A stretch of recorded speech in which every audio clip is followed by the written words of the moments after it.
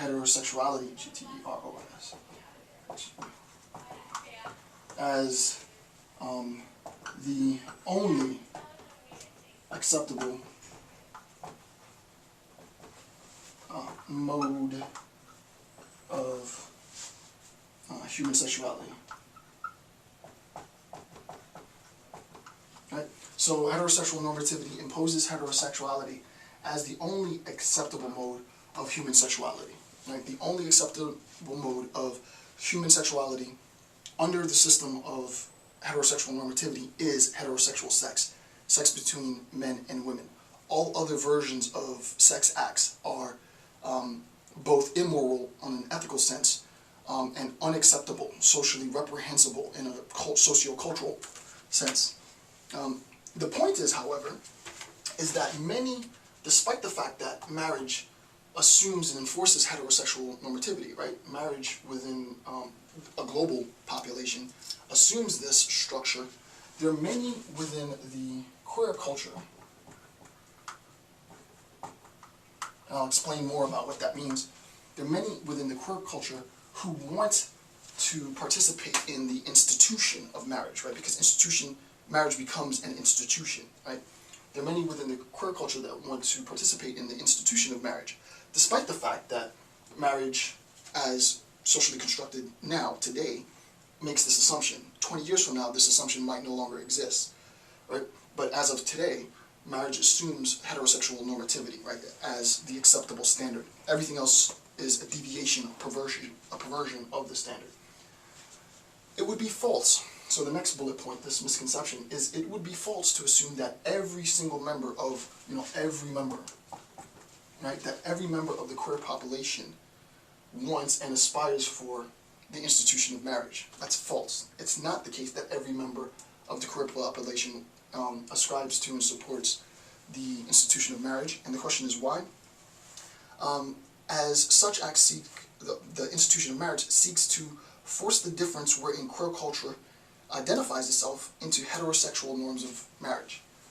We have, argue some, we have identified ourselves as an alternative to this paradigm, so that queer culture becomes an alternative mode of both recognition, R-E-C-O-G-N-I, and identification. Right? T-I-O-N. So that queer culture becomes an alternative mode of recognition and identification, an alternative to this institution of heterosexual normativity. Some queer theorists say that if members of the queer culture attempt to conform or adapt, modify this conception of marriage, then what they are doing is they're imposing heterosexual normativity in some sense on the tenets of queer culture. So it's false, right? It's a misconception to assume that all queer theorists support marriage among gays and lesbians, right? It's not the case that all queer theorists support that. The community is split. There are individuals who do support that and say that, from a political standpoint, there's viability in that, tax breaks, benefits, so on and so forth. Others say that the attempt to sort of emulate, if you will, heterosexual practices, normativized heterosexual practices, emblematic by, obviously, the institution of marriage, is a dilution of the difference that makes us who we are, right? Makes the queer culture who they are. Right? So that's the argument. So it's false to make that claim. And then my next point is, obviously, like all populations, queer culture is a diverse culture, right? And insofar as it's a diverse culture, we don't want to generalize across an entire population of people, right? To say that everyone within queer culture wants to be married is false. To say that everyone within queer culture aspires for X is false. It's always going to be the case that, like any other population, be it a population of women, a population of minorities, a population of whatever, individuals are going to have varying degrees of interpretation and varying degrees of interest. So it's not the case. Second misconception is that it's not the case. It's false to assume that all queer theorists are in support of gay marriage. That's false. The next point, the next misconception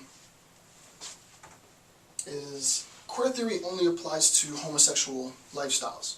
Right? It's false to assume that queer theory, which I'll abbreviate QT, only applies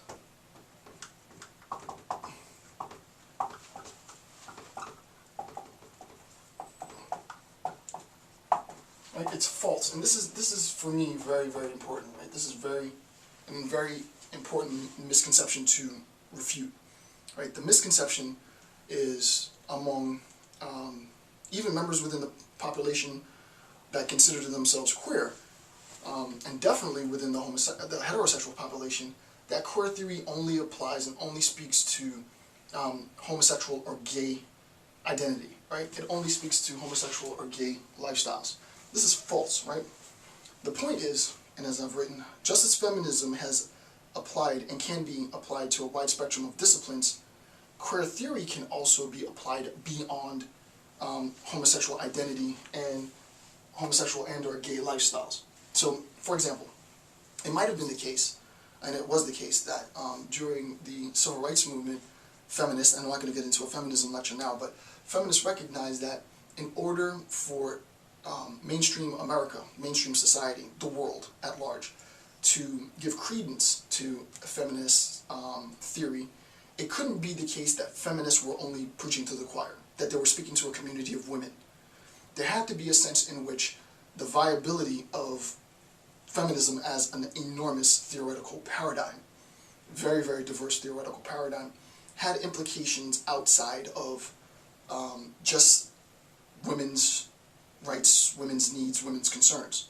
Obviously, that's what governs it. So, for example, there's a huge implication, there's lots and lots of research that has been done, and I'm not going to go into this now, wherein, let's say, organizational conflict has incorporated feminist perspectives as far as egalitarianism and such to mitigate conflict at an organizational level, so that feminist theory has been used effectively in organizational business matters, right? So that feminist theory has extended itself and proven itself as applicable beyond simply women's concerns. Now we can use feminist ideology and feminist theory to apply to sort of everyday business discourse, right? Now we recognize, obviously, that feminist theory is extremely influential. I mean, all practical theorists, and I am biased, right, recognize that there is an implication and there is application of feminist theory beyond just women's rights. Similarly, there is an application and there's benefit that queer theory has to offer beyond just the community of that identify themselves as queer. It can apply to heterosexual population as well, right? So that you can use tenets of queer theory and use those tenets to apply to heterosexual population as well, right? And I gave a few footnotes, right? Leah Roop wrote A Desired Past, A Short History of Same-Sex Love in America. There's another publication Michael DeAngelis wrote, Gay Fandom and Crossover Stardom, James Dean, Mel Gibson, and Keanu Reeves. Great title, right? So there is a sense in which, and there's literature and there's citations there if you want to go read those books for yourself or do further research. Though it's been very, very small amount, there has been literature, and I have more references on the next page. There has been literature that's been written in an attempt to apply queer theory concepts to the heterosexual population. Obviously, not all queer theorists are going to support this move. However, me personally, in my own interpretation, I think that it's essential that members within, at least a few members within the queer culture, especially academics, seek to deliberately appropriate queer theory to heterosexual, cultural, socio-cultural, socio-political dimensions of life. Because then people recognize that insofar as I can use as heterosexual queer interpretations to make sense of my life, then there is an applicability, right? It's a lot harder to sort of disregard the viability, the validity of the theoretical, the theory, if it has direct implication to you, despite the fact that you yourself aren't queer. right?